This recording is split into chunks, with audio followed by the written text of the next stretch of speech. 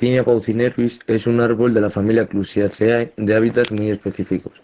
Esta especie habita en zonas cársticas secas, siendo endemismo de dos provincias chinas y el norte de Vietnam. Se declaró como especie en peligro por la IUCN.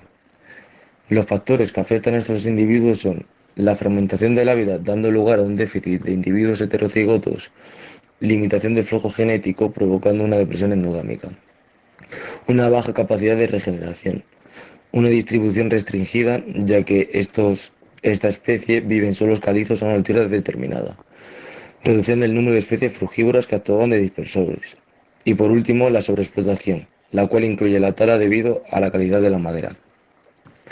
Esta especie tiene un problema y es que nos han hecho estudios sobre genética. Uno de los problemas principales es la fragmentación del hábitat. Este es el proceso de rotura o esparcimiento de los hábitats, que pierden su continuidad provocando el aislamiento de las poblaciones.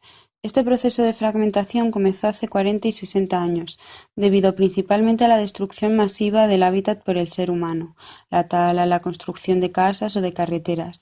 La prueba de Mantel en un estudio reveló que la distancia geográfica entre poblaciones y la distancia genética no tienen una correlación lineal. En el caso concreto de la Garcinia paucinervis, todas las poblaciones están sufriendo una pérdida genética, dando lugar a una reducción del flujo de genes entre poblaciones cercanas y encontrando tres poblaciones por pares relativamente lejanas una de la otra que sí presentan intercambio genético. Pero, ¿por qué hay intercambio de genes entre pares de poblaciones lejanas? Las bayas de Garcinia paucinervis son grandes, por lo que se dispersa principalmente por gravedad y por la actuación de animales frugívoros. La reducción de estos animales, unido a la cercanía de la Garcinia a caminos o poblaciones, hace que se reduzca esta dispersión de corta distancia. Todo esto, unido a la participación activa de dispersores de larga distancia, como las aves o el ser humano, hace que no exista una correlación lineal entre distancia genética y distancia geográfica.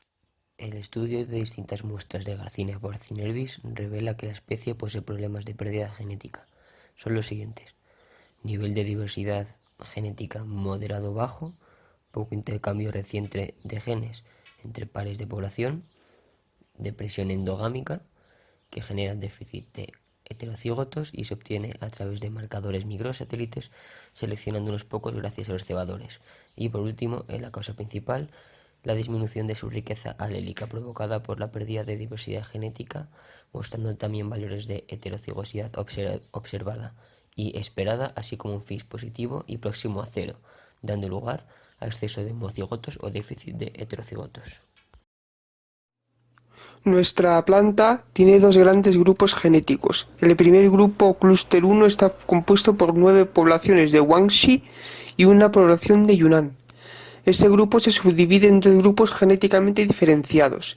Dentro de uno de estos grupos vemos que hay intercambio genético especialmente en dos poblaciones, especialmente próximas. El grupo 2 o Clúster 2 está compuesto por una única población de Yunnan, la cual se ha ido alejando genéticamente de las otras poblaciones. Analizando los grupos genéticos y viendo el dendrograma, podríamos afirmar que esta población concreta está sufriendo una adaptabilidad pudiendo ser una subespecie de la especie original. En este caso concreto, esta población presenta una barrera geológica, por lo que el flujo de genes con otras poblaciones es muy limitado. Se ha observado que 2 de las 11 poblaciones estudiadas de Garcinia paucinervis presentan cuellos de botellas. El fenómeno de cuello de botella se da cuando los individuos disminuyen, desapareciendo parte de los genes y condicionando a la nueva población. Cuando esta población que ha sufrido cuello de botella crece, la diversidad genética es menor que la de la población inicial, siendo más vulnerable a los cambios.